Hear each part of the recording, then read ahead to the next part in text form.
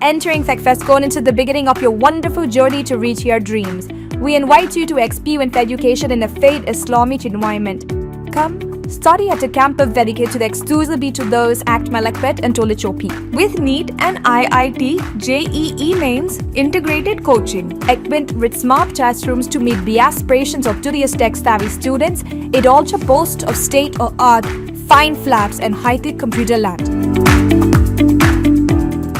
अस्सलाम वालेकुम नाज़रीन, जानते हैं आज के अहम खबरों पर। सबसे पहली अहम खबर हम आपको बताने जा रहे हैं जो कि एमबीटी के स्पोक पर्सन अमजदुल्ला खान को लेकर है।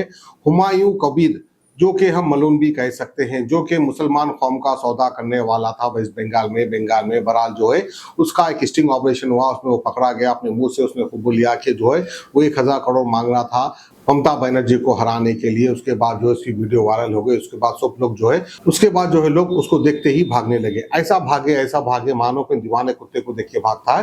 बिल्कुल उसी तरह जो है हुमायूं कबीर से दूरी इख्तियार कर लिए दूसरे अलायंस पार्टियां। अब इसी को लेकर जो है अमजदुल्ला खान ने डिमांड की है कि इसके खिलाफ जो है सीबीआई की इंक्वायरी होना चाहिए। इस तरह का मुतालिबा अमजदुल्ला खान ने किया है। अस्सलाम वालेकुम, मैं अमजदुल्ला खान, स्पोक्समैन एमबीटी। मेरे साथ में जो है हमारे सैयद मुस्तफ़ा महमूद, जनरल सेक्रेटरी मजलिस बचाओ तहरीक। जैसा कि आप लोग जानते हैं कि कल से एक वीडियो सोशल मीडिया पे वायरल हो रहा है जो हुमायूं कबीर बीजेपी से जो उनकी डीलिंग हुई थी 1000 करोड़ रुपए में और 200 करोड़ एडवांस लेने की और किस तरीके से मुसलमानों को बेवकूफ़ बनाने की।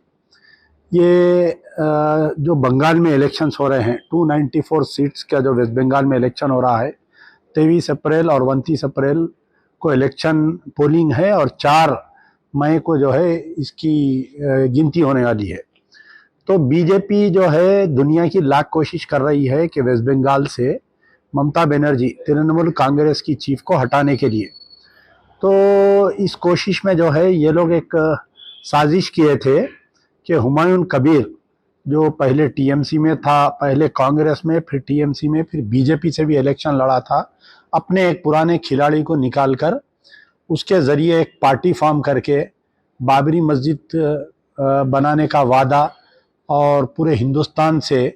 तो जब ये हुमायूं कबीर पहले शुरू जब ये स्टेटमेंट दिया तो उसी वक्त से मुझे शक होने लग गया था कि कहीं ना कहीं बीजेपी का प्लैंक है और बीजेपी का एक पिट्ठू है ये बोलकर।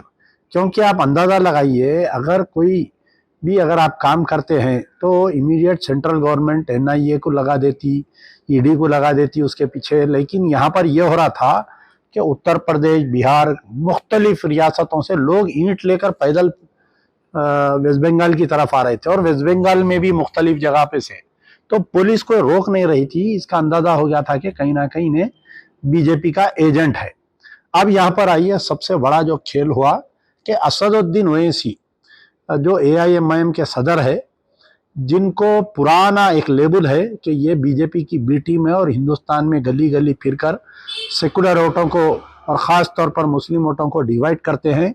1 या 2 सीट, 5 सीट इन्हें जीतते, लेकिन पूरा स्टेट जो है बीजेपी के हाथ में दे थे। तो इनकी और इनका गठबंधन होना, हुमायूं कबीर का और असदुद्दीन ओवैसी का, आम जनता नया पार्टी एजेयूपी और एआईएमआईएम का। तो मैं यहाँ पर सबसे पहले जो है असदुद्दीन ओवैसी से ये सवाल करूँगा कि अक्सर असदुद्दीन ओवैसी और इनके भाई अकबरुद्दीन ओवैसी अपने तकारीर में ये कहते हैं कि हम हवाओं में बहुत सुनकर कहते हैं कि बारिश होने वाली है। हमारे मुखालिफिन जो है मोटी मोटी बूंदों में भीग कर कहते हैं कि बारिश हो रही है। हम में और हमारे मुखालिफिन में इतना ही फ़र्क है, हम में सियासी सोच है, वो है, फलाना है। तो मैं असदुद्दीन ओवैसी से ये पूछना चाह रहा हूँ कि आपकी जो हवाओं में बो सूंघने की जो सलाहियत है, वो सलाहियत कहाँ पर गुम हो गई थी? क्या आपको नहीं मालूम था कि हुमायूं कबीर बीजेपी का एजेंट है बोलकर, जबकि आपके ही पार्टी का वसीम वक़ार जो आपके पार्टी के स्पोक्समैन हैं, उन्होंने जो है पहले ही दिन बोल दिए थे कि इन्हें बीजेपी का एजेंट है बोलकर। लेकिन यहाँ पर बड़ा रोल जो है आदिल हसन, जो बिहार से चुनाव लड़े थे और बिहार प्रदेश के स्पोक्समैन हैं, उनका रोल है कि इन्हों खुद सर पे ईंट रख के गए थे और सारे मीडिया में ये बताए थे कि एएमआईएम के सदर ये ईंट भेजे हैं बाबरी मस्जिद को बनाने के लिए। फिर यहाँ पर दूसरा एक और एक ये हुआ कि जब प्रेस कॉन्फ्रेंस हुई दोनों की, तो हुमायूं कबीर बोले कि अगर हम 50 से 60 एमएलए ला लें तो हमारे को डिप्टी चीफ मिनिस्टर बनता। तो असदुद्दीन ओवैसी का बोलना ये था कि मैं भाई से इख्तिलाफात करता हूँ, मेरा उनका सिर्फ ये इख्तिलाफ है कि इन्हों बोल रहे हैं डिप्टी सीएम, मैं बोल रहा हूँ कि हम यहाँ पर चीफ मिनिस्टर, एक मुसलमान को चीफ मिनिस्टर बना सकते हैं। तो जिस तरीके से बिहार में खुलफाए राशिदीन का नाम लेकर इन्हों फलाने का बेटा सीएम बनेगा, फलाने का बेटा सीएम बनेगा, जो इन्हों वहाँ पर मुसलमानों को गुमराह किए, और ऑलमोस्ट मैं समझता हूँ अब जो नेक्स्ट चीफ मिनिस्टर आएगा वहाँ पर बिहार में बीजेपी का आएगा। उत्तर प्रदेश में भी इन्हों जब पहली मर्तबा गए थे 2018 में, वहाँ पर भी असदुद्दीन ओवैसी का जो गठबंधन हुआ था जो ओपी राजभर की पार्टी से, वो जैसा ही इलेक्शन खत्म होने के बाद में खुलेआम बीजेपी ज्वाइन करके आज भी वो बीजेपी में मिनिस्टर है।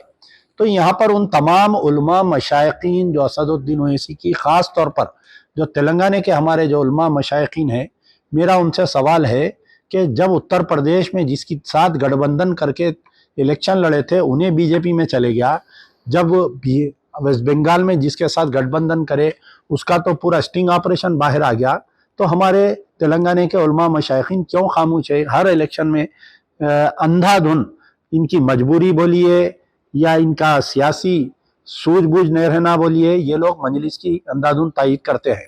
तो थोड़ा हमारे जो मेरा वीडियो सुन रहे हैं, मैं उनको ये थोड़ा बैकग्राउंड पर ले जाना चाहता हूँ कि आप देखिए, जब एक आदमी अगर खराब करता है और अच्छा करता है तो उसकी नस्ल को चेक किया जाता है कि इसका बाप कौन था, इसका दादा कौन था, ये चेक किया जाता है। तो आप लोगों को मालूम होना चाहिए कि ज़्यादा पुरानी बात नहीं, बिल्कुल 1992 की बात मैं कहता हूँ कि जिस वक्त बाबरी मस्जिद का मूवमेंट चल रहा था, क्योंकि ये हुमायूं कबीर का वीडियो आने के बाद में आज दिन भर मुझे वो पुराने वाक़ियात और गाज़ी मिल्लत, ख़ास तौर पर मेरे वालिद गाज़ी मिल्लत अलहाज मोहम्मद अमानुल्लाह खान साहब 1992 में जो तकारीर करते थे, और मरहूम डॉक्टर ख़ायम खान साहब जो तकारीर करते थे, वो तकारीर आज मुझे पूरे याद आ रहे थे। तो आपको मालूम होना चाहिए 1991 में एक बाबरी मस्जिद राबेदा कमेटी चल रही थी, जो बाबरी मस्जिद का केस लड़ रही थी, जो शहाबुद्दीन और दीगर लोग चला रहे थे। PV Narasimha Rao prime minister बनने के बाद में बाबरी मस्जिद राबेदा कमेटी में दरार डालते हुए वो सुल्तान सलाउद्दीन ओवैसी जो हैदराबाद में अपने घर में आराम कर रहे थे, उनका प्राइम मिनिस्टर ऑफिस से ऑल इंडिया बाबरी मस्जिद एक्शन कमेटी का फॉर्म होना और ऑल इंडिया बाबरी मस्जिद एक्शन कमेटी के इनको सदर बनाया गया। तो जब उस वक्त पे प्रेस वाले पूछे, भारत न्यूज़ एक न्यूज़ एजेंसी से बयान आया था कि आपको इस बात की इत्तला है, तो मुझे कोई इत्तला नहीं है, मैं दिल्ली जाऊंगा, जाकर वहां पर मालूम करूंगा। फिर उसके बाद में कुमारा मंगलम जो एक मिनिस्टर था, इनके घर पे आता था दिल्ली को, शरद पवार जो मिनिस्टर था इनके मकान पे आता था, ये पूरे लोग। फिर एक हमारे कुमारा मंगलम एक स्वामी था यहाँ पर, उसका नाम जो डबिलपुरे में रहता था, उन्हें भी दारुसलाम आया था, जिसका अहम रोल रहा पीवी नरसिम्हा राव के कत्ल में। तो बाद में जो है ये पूरे बाबरी मस्जिद को गिराने में वन ऑफ ये अक्यूज है। ये तमाम अक्यूज जो है सलाउद्दीन ओवैसी से दारुसलाम में और सलाउद्दीन ओवैसी के दिल्ली के मकान पे मिला करते थे। बाबरी मस्जिद की शहादत के बाद में जामे मिलिया यूनिवर्सिटी के बच्चे और अलीगढ़ मुस्लिम यूनिवर्सिटी के बच्चे इनके मकान के बाहर बड़े बड़े कटआउट्स लगाए थे शेरवानी में पैसे डालते हुए। और सबसे बड़ा सबूत, आज जितने लोग असदुद्दीन ओवैसी को गालियां दे रहे हैं, उनकी सियासत पे सवालिया कर रहे हैं, तो इनके वालिद को देखिए आप लोग जाके पीछे, कि जिस वक्त पे बाबरी मस्जिद शहीद होने के कितने दिन के बाद में, यानी 12 या 13 दिन के बाद में PV Narasimha Rao Deccan medical college का एफिलिएशन, जो इंडियन मेडिकल काउंसिल से एफिलिएशन की जरूरत पड़ती है हर मेडिकल कॉलेज चलाने वाले को, इनकी वो फाइल कितने दिन में साइन हुई। और बाबरी मस्जिद शहीद होने के बाद में जो मुसलमान एहतजाज किए, जिनको गोलियां लगी थी, अभी वो शहीदों की लाश जमीन से उठाई और जमीन में से अभी उनके खून की खुशबू अभी नहीं गई, बल्कि सलाउद्दीन ओवैसी बेगमपेट एयरपोर्ट से हैदराबाद अपने मकान तक बड़े जुलूस की शक्ल में आए थे। अभी मरहूम जो शहीद हुए थे उनका चहलुम भी नहीं हुआ था। तो अक्सर गाजी मिल्लत अलहाज मोहम्मद अमानुल्लाह खान अपने तकारीर में ये कहते थे कि ये बाबरी मस्जिद का सौदा किए हैं, बाबरी मस्जिद के सौदागर है, बल्कि आप उनके तकारीर नेट पे है, निकाल ले सकते हैं। मरहूम डॉक्टर ख़ायम खान साहब तो बाज़ाफ्ता पूरी उनको स्टडी थी बाबरी मस्जिद की। तो उस वक़्त जितने उलमा मशाइखीन सुल्तान सलाहुद्दीन ओवैसी की तायीद करते थे, हमसे बहस करते थे कि एक नमक का कंकर है, आप कहने सबूत क्या है बाबरी मस्जिद को गिराने के लिए ये साजिश की गई। तो आज ये सबूत निकला कि उसका बेटा खुद जो है बीजेपी के हुमायूं कबीर के साथ में असदुद्दीन ओवैसी जो है अलायंस किया है। तो जितने लोग आज असदुद्दीन ओवैसी को गालियां दे रहे हैं, जितने लोग उनकी तनकीद कर रहे हैं सोशल मीडिया पे, जितने लोग कह रहे हैं, मेरी उनसे गुजारिश है कि इनकी नस्ल को देखिए कि इनके वालिद क्या थे, इनके वालिद बाबरी मस्जिद की शहादत में उनका क्या रोल था, ये पूरा आप निकाल कर देख सकते हैं। तो अभी वेस्ट बंगाल के जो इलेक्शन ये तो पूरा खुलेआम हो गया, बीजेपी का सुपाड़ा साफ हो गया वहाँ पर, और जो चंद मुसलमान जो हुमायूं कबीर के और असदुद्दीन ओवैसी के जज्बाती तकारीर का जो हिस्सा बन रहे थे, तो उनके लिए एक लम्हे फिक्र है कि क्या वो लोग गलत कर रहे थे या सही कर रहे थे।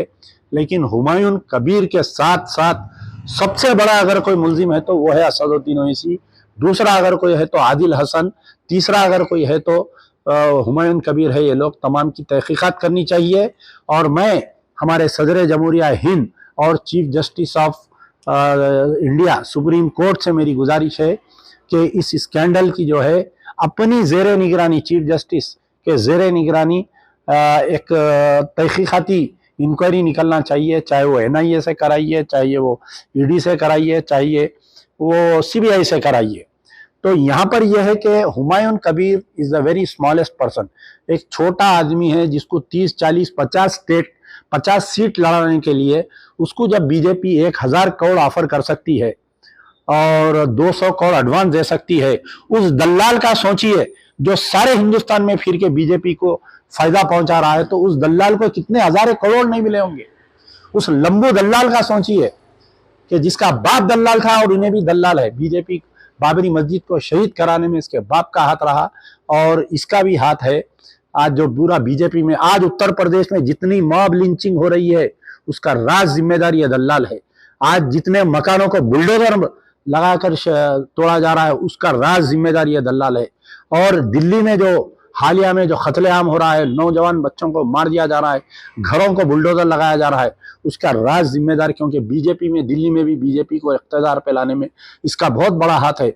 बिहार में जो मॉब लिंचिंग हुई रिसेंटली और जो मार दिया गया, 5 MLA लेकर पूरे बिहार को बीजेपी के हवाले कर दिया गया हिंदुत्व के।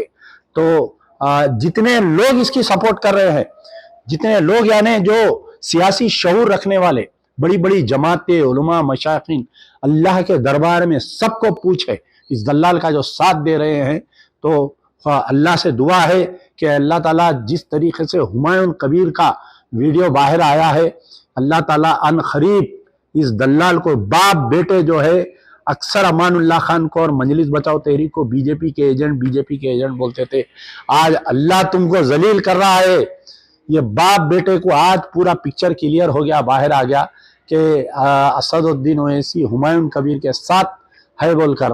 तो बताइए आपके एक नेक शरीफ इंसान को, गाजी मिल्लत को, ये लोग हमेशा लाज मोहम्मद अमानुल्लाह खान को बीजेपी का एजेंट 96 पार्लियामेंट इलेक्शन के तकारीर उठाकर देखो सुल्तान सलाहुद्दीन ओवैसी के और असदुद्दीन ओवैसी के। आज मिस्टर असदुद्दीन ओवैसी, आज तुम्हारे वालिद को तो पूछ हो रही वहां पर बाबरी मस्जिद की शहादत की, और तुम दुनिया में रुस्वा हो रहे हो, याद रखो। आज अल्लाह तुमको जलील कर रहा है, आज बैक फुट पे तुम, नहीं तो हर छोटे मोटे मसले पे आज नेशनल टीवी तुम्हारे को लाके बिठाता। सुबह से आज कोई नेशनल टीवी, गोदी मीडिया की हिम्मत नहीं हो रही असदुद्दीन ओवैसी से जाके इंटरव्यू लेने की, सवाल करने की। तो जितने उलमा मशाइखीन यहाँ पर तेलंगाना में जितने साथ दिए हैं, अरे वहां पर दोनों कायदीन, दोनों जमातुल उलमा, मौलाना अरशद मदनी और मौलाना और एक का नाम क्या है, दोनों जने वहां पर मुखालिफत कर रहे हैं। ये बोले कि इन्हें फिरका परस्त ताकत से हाथ मिलाया आसाम में, इसलिए हम उससे नाता तोड़ते। लेकिन यहाँ पर जो है दोनों गुट जो है जमातुल उलमा के, यहाँ पर AMIM के साथ है। क्या है बताइए, आपकी सियासत समझ में आ रही नहीं है। बहरहाल अल्लाह का बहुत शुक्र है कि अल्लाह ताला एक बहुत बड़ा, यानी बंगाल में बीजेपी को आने से रोकने के लिए ये जो वीडियो आया है, ये सिर्फ और सिर्फ मिन जानिब अल्लाह हुआ, और वरना ये कोई ममता बनर्जी, कांग्रेस का तो हिम्मत ही नहीं हो सकती, हाथ नहीं हो सकती। मिन जानिब अल्लाह से हुआ है। अल्लाह से दुआ है कि अल्लाह ताला इस ये लंबू को भी बेनकाब कर दे और अल्लाह से ये दुआ है कि उत्तर प्रदेश से पहले ये लंबू को बेनकाब कर दे, ताकि उत्तर प्रदेश के मुसलमानों को अक्ल आए और वहाँ पर जो योगी के नाम पर जो मुसलमानों पर जुल्म ढाया जा रहा है उन तमाम मुसलमानों की हिफाजत करे। दीनी माहौल में लड़कियों के लिए असली तालीम का शानदार मरकज़, मुसाबकती इम्तिहानात जैसे IIT, नीट समेत दीगर कोर्सेज़ की बेहतरीन तैयारी, स्मार्ट क्लासरूम और अलग अलग सब्जेक्ट के माहिरीन व तजुर्बेकार असातिज़ा की खिदमात, मुताले के लिए मेयारी लाइब्रेरी, शानदार science lab, hi tech computer lab समेत दीगर सहूलियात से आरास्ता सक्सेस कॉलेज जो लड़कियों की तालीम का गहवारा है। शहर के मलकपेट इलाके में वाक़ सक्सेस कॉलेज लड़कियों की मेयारी तालीम व तरबियत का हंसी संगम है।